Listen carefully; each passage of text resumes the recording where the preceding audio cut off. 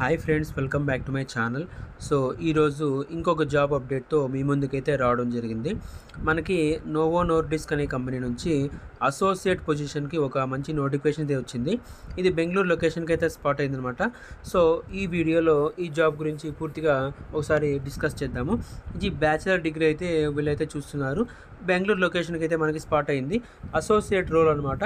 So ఒకసారి job description ఒకసారి చూసుకుంటే, handling account payable tasks including invoice processing, review and controls, month end closing activities అని అయితే mention చేశారు. తర్వాత support affiliates in Europe to ensure smooth financial operations. తర్వాత fulfil targets set by the team associate manager and GBS finance management అనమాట. తర్వాత manage accounting process related to the record report including local general entries, month end closing activities. తర్వాత external reportings consultation చేయాల్సి ఉంటుంది.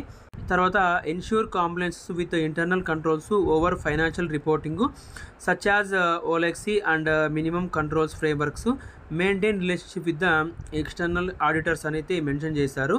Qualification చూసుకుంటే ఒకసారి BCom అయితే చాలన్నమాట. తర్వాత good academic track record అయితే ఉండాలి. 2 to 3 years ఆఫ్ ఎక్స్పీరియన్స్ అయితే వీళ్ళైతే చూస్తున్నారు, అకౌంట్స్లో కానీ ఎకనామిక్స్ ఫంక్షన్స్లో కానీ. ఒకవేళ లార్జర్ ఆర్గనైజేషన్లో మనకైతే వర్క్ చేసిన ఎక్స్పీరియన్స్ ఉంటే ఒకవేళ ఇది యాడెడ్ అడ్వాంటేజ్ అయితే అవుతుందన్నమాట. తర్వాత ఎస్ఏపి ఈఆర్పి సిస్టమ్స్లో వర్క్ చేసిన ఎక్స్పీరియన్స్ అయితే యాడెడ్ అడ్వాంటేజ్ అయితే అవుతుందని చెప్తున్నారు. అకౌంట్స్ పేబుల్లో ఒక ఎక్స్పీరియన్స్ అయితే ఉండాలి. గ్లోబల్ కంపెనీలో అకౌంట్స్ పేబుల్ టీంలో మనం పనిచేసిన ఎక్స్పీరియన్స్ అయితే ఉండాలి. స్ట్రాంగ్ కమ్యూనికేషన్ స్కిల్స్ అయితే ఉండాలి. ఓవరాల్ రిటర్న్ వాళ్ళైతే పూర్తిగా చూస్తున్నారనమాట.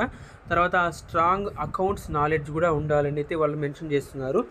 దాంతోపాటుగా ప్రొఫిషియన్సీ కంప్యూటర్ స్కిల్స్ అనమాట.